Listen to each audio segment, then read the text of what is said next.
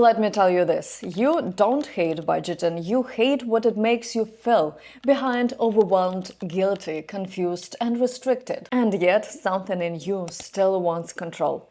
Not perfection, just peace. The kind where your money isn't a mystery, where you can breathe when the bill shows up, where you don't have to check your account like it's a trap door. This isn't another track every dollar manual. This is budgeting for real life, the messy, unpredictable kind, and it starts here.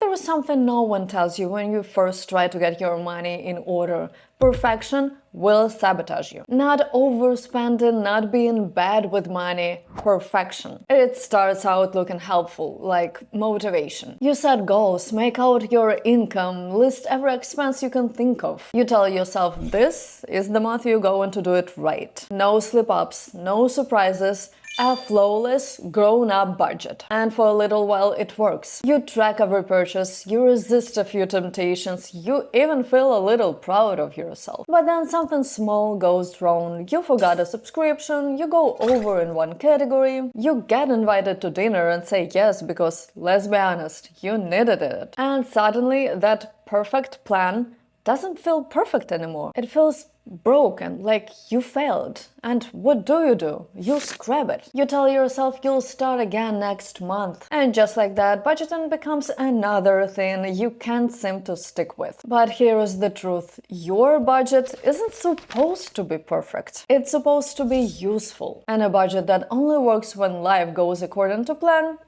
isn't useful. Perfection makes budgeting fragile. One unexpected expense, one stressful day, and the whole thing falls apart. And when it does, the problem isn't your spending, it's the unrealistic standard you are trying to live up to in the first place. The most effective budgets, the kind people maintain month after month, are the ones that bend. They leave room for error, for emotion, for being human. They have wiggle room, backup plans, a category called I forgot this would happen. And they don't make you feel guilty when life costs more than expected. You don't need to be a perfect person to manage your money. You just need a system that makes sense when things go wrong, because they will. And the sooner you stop trying to get it right all the time, the sooner you'll find something that actually works. Something that sticks. Budgeting isn't about control, it's about clarity. And clarity doesn't need to be perfect, it just needs to be honest. Once you let go of perfection, something interesting happens. You start noticing how much of your budget and stress didn't come from money. It came from trying to force someone else's system onto your life. Maybe you tried the envelope method because someone swore by it. By the way, there is a video about envelope budgeting methods. Maybe for someone it would actually work. Maybe you downloaded 3 different apps, signed up for a budgeting bootcamp, or tried to plan your spending like a corporate accountant. And maybe for a week or 2 it felt like it was working, until it didn't. Until it felt like a second job, or a guilt trap, or a bunch of rules written for a version of your life that just doesn't exist. Here is what most budgeting advice gets wrong. It assumes everyone lives the same way, that everyone spends the same way, that everyone earns consistently, tracks religiously, and has the same priorities. But your life, your money, your brain, it's different. So instead of squeezing yourself into someone else's system, build one that fits you. Hate tracking every dollar? Don't. Use broad categories instead. Need freedom? Try a flexible spending cap rather than strict limits. Live on a variable income? Try your budget around your lowest earning month instead your best. There are no bonus points for budgeting the correct way, only results. A budget that feels natural, not forced, is the one you'll actually stick with. And that means asking yourself a few key questions. Do I like checking in daily or weekly? Am I more visual or more minimalist? Do I want full control, or do I need it to run quietly in the background? The answers to those questions matter more than any tutorial or template, because at the end of the day, this isn't about following rules. It's about building the system that makes you feel calm, confident, and in control. even when life isn't. So forget what works for your cousin, or that influencer, or that budgeting guru with 12 bank accounts and 3 spreadsheets. This is your budget. It should feel like it belongs to you. Not everything in your budget is equally urgent. Not everything matters on the same level. Some things are just louder, flashier. Some things makes you feel guilty. Others make you feel behind. So when you are overwhelmed, when you are not sure where to cut or where to focus, come back to this, your core 4. There are absolutely 4 things that should be taken care of no matter what. Your roof over your head, your food in the kitchen, a way to get around, and your physical and mental health. That's it. That's the heartbeat of your budget. Housing, food, transportation, health. Everything else, the subscriptions, the clothing hauls, the weekend trips, the impulse spending, the gifts, the gym membership, the late night tacos, they might be nice. They might be even meaningful, but they are not core. They are not the first priority. When you build your life around these 4 pillars, you are not being restrictive. You are being smart. You are giving yourself something solid to stand on. Because no matter how uncertain the rest of life feels, if you've covered those 4 categories, you're okay. You are grounded. You are safe. And once you know your core 4 are taken care of, the rest becomes easier to manage. The decisions feel less emotional, the guilt softens, and the numbers stop spinning in circles. You don't need to fix every part of your budget at the same time. You just have to protect the foundation. Start there. Always start there. There is a point in the budgeting journey where everything feels like too much. Too many categories, too many expenses, too many decisions piling up on top of each other. Each one carrying its own little weight of guilt, pressure, and should have known better. So you freeze, not because you don't care, but because caring too much all at once is exhausting. You tell yourself you'll fix it all in one sitting, you'll organize everything, rework numbers, start fresh, do it right this time. And yet nothing changes, not because you are lazy, not because you lack discipline, because your brain can't fix everything when it's carrying everything. That's where the one thing method comes in. It's not about minimalism or tricks or trying less, it's about momentum. When you feel overwhelmed by your finances, and you will, ask yourself this: what's the one thing I can do this month that will reduce the most stress? Not the most impressive thing, not the biggest transformation. Just one move that will make everything feel a little lighter. Maybe it's finally facing the credit card balance you've been avoiding. Maybe it's canceling the subscription you forgot about 3 months ago. Maybe it's setting up a bill to auto-pay so it stops surprising you. Maybe it's just tracking what you spent. No judgment, no rules,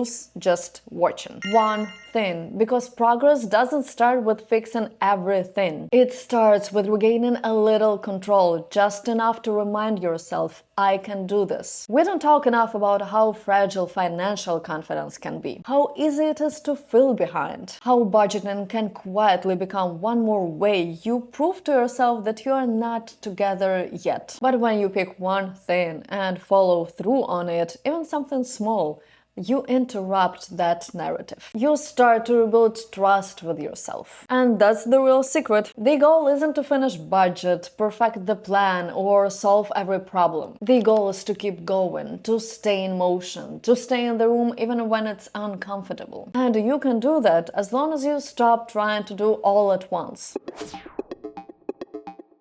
And then at some point you realize that budgeting isn't just about managing your money, it's about managing your energy. You only have so much focus to spend each day. Between your job, your relationships, your brain constantly reminding you that you haven't folded a laundry in a week, your attention is limited. So the last thing you want is a budget that depends on you, manually remembering to do 14 different things every single month. Forever. This is where automation quietly becomes your best friend. Not because you're lazy, not because you can't be trusted, but because even the most motivated person forgets things, gets busy, gets tired. And if your budget depends on your mood, your memory, or your willpower, it's going to fall apart the first time life gets chaotic. So the rule is simple: automate what you can, Eyeball what you can't. Start with the boring stuff, the fixed costs. Rent, insurance, minimum payments. These don't change month to month and they rarely surprise you. Put them on autopilot, let them disappear into the background so you can stop worrying about due dates and late fees. Then automate your savings, even if it's $10 a week. Not because it's a lot, but because it turns saving into a habit that doesn't rely on motivation. But what about the rest? The categories that do change. The groceries, gas, eating out, little things you can't exactly predict. That's what you keep your eye on, not obsessively, just attentively. You check in once or twice a week, you glance, you course correct. This balance, let an automation handle the predictable and reserving your attention for what needs it, is what keeps you sane. It keeps your energy available for living, not just tracking. It keeps you from micromanaging your budget into oblivion. It builds a system that can survive not just your good weeks, but your distracted, tired, and chaotic ones too. Because a smart budget doesn't just work when you're highly focused. It works when you're barely hanging on. That's the whole point of building one in the first place.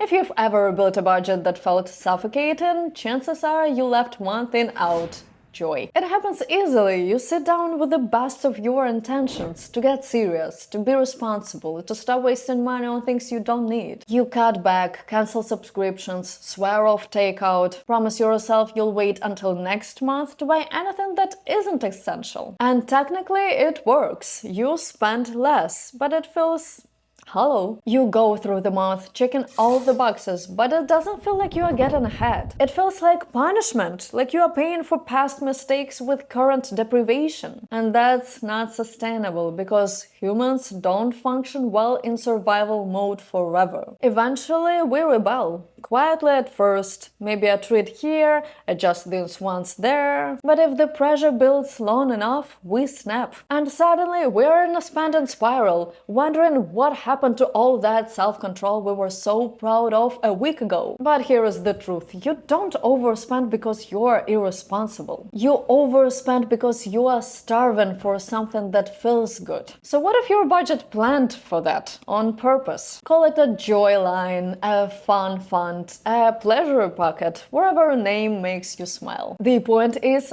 set money aside specifically for the things that make you feel alive. Coffee shop mornings, spontaneous movie nights, nail polish, new books, thrift finds, pizza with extra cheese, that one overpriced candle you sniff every time you see it in the store. Joy doesn't need to be extravagant, it just needs to be present. Even $20 a month can make a difference when it's spent intentionally, not accidentally. It's the difference between feeling deprived and feeling cared for. It's a difference between budgeting like a machine and budgeting like a human being, with a heartbeat and a favorite dessert. So don't cut joy out of your plan. Carve space for it, protect it, treat it like it matters, because it does.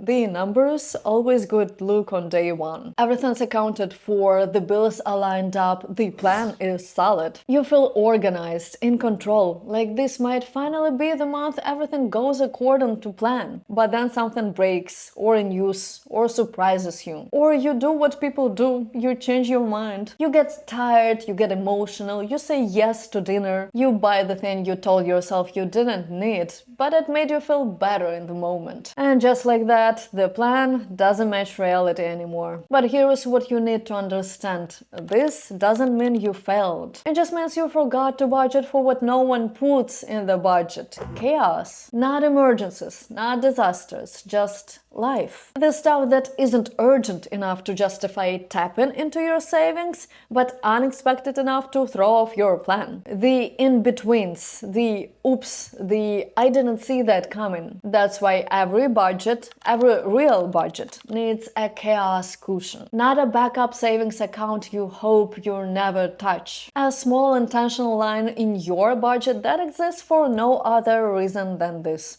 something always comes up. Some months it's a parking ticket, other months it's your brain short-circuiting and deciding that comfort food is more important than your grocery list. And some months you might not need it at all, but it's there, quietly waiting, catching what would have knocked everything else off balance. And if it goes unused, great, let it roll over, let it build, let it pay for something joyful, or let it cover the next month's chaos. That's the beauty of it. It flexes when you need it, and it gives you space when you don't. Without it, every detour feels dramatic, every hiccup feels like failure. But with it, you stay calm, you stay in motion, you don't abandon the plan, you adapt. And that's the real thing, just enough cushion to keep going, even when things don't go to plan. Because they won't, and that's not a problem, that's just life being life. Now you're ready for it.